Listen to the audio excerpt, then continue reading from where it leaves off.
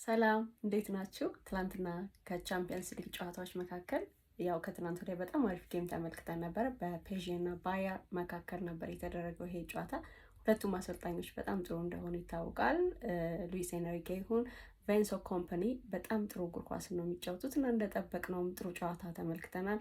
የጎል ፌስት የነበረው ኤንድ ቱ ኤንድ የነበረ በጣም አሪፍ ጌም ተመልክተናል። ስለ ትላንትናው ጨዋታ ደግሞ እናሳየ አርሰናል እና አትሌቲኮ ማድሪድ ሜትሮፖሊታኖ ላይ የተደረገ ነው። ስለዚህ አትሌቲክ አርሰናል አንዳቻ ያጠናቀቁት ጨዋታ የትናንት ወዲያውን ጨዋታ ተመልክተን ይህንን ጨዋታ መገመት እንችል ነበር ምን ሊሆን እንደሚችል። ግን የብዙዎች አስተያየት ስለ ንጽጽሩ ትንሽ ነገር ለማለት ነው። አርሰናል እና አትሌቲኮ ማድሪድ ያንን የፔዤ እና የባየርንን ጨዋታ ለመድገም የሚያስችል ቱል አላቸው። የተጫዋቾች ቱል ናቸው። ስለዚህ እንዲህ ያሉ ተጫዋቾች ያሏቸው ዋናው ጥያቄ ነው። ግን የአሰልጣኞቹም ታክቲካል አቀራረብ እና የጨዋታ ስታይልም ደግሞ በደንብ ማተር ያደርጋል። በተለይ የዲየጎ ሲሞኔ ከዲፌንሲቭ ስታይል ጋር የተያዘ ነው። የእሱ ችግር የለውም። አርሰናል ግን አርቴታ ተጫዋቾች ካሉት ምን ማድረግ እንደሚችል ባለፉት 6 ዓመታት በደንብ አይተናል። ቡድን መገንባት ይችላል። ያንንም አድርጎ አሳይቶናል።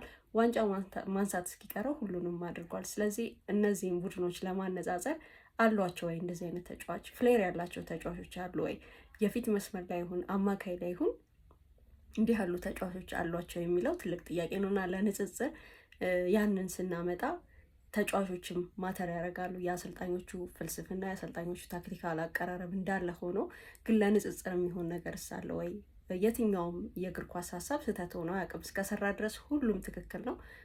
በመንገዳቸው ያዋጣናል በሚሉት ነገር ጨዋታቸውን ያደርጋሉ። ማሸነፍ ከቻሉም ሰየው ውጤታማ ነው። ካልቻሉ ግን ትክክል አይደለም ወይም አልሰራም ለማለት ያስችላል እንጂ ሁሉም ሀሳብ በመከላከል ይሁን በማጥቃት የሚደረግ እንቅስቃሴ በእግር ኳስ ላይ ትክክል ነው። ያለፉትን አሰልጣኞች ከተመለከትን በዲፌንሲቭ ስታይል የሚጫወቱ ዋንጫዎችን የሚያነሱ ብዙ አሰልጣኞች ነበሩ።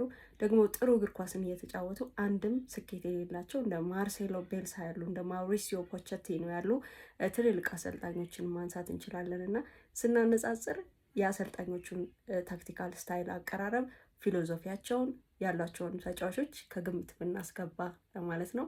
ለማንኛውም እንዲህ ያሉ ሀሳቦች የምናነሳበት ቻናል ነው። ላይክ፣ ፎሎ እና ሼር እንድታደርጉኝ ጠይቃችኋለሁ። አመሰግናለሁ።